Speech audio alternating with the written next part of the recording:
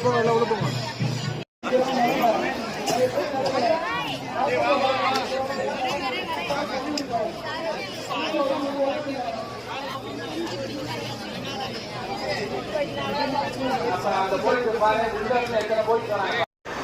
எவ்வளவு போலீஸ் வந்தீங்க?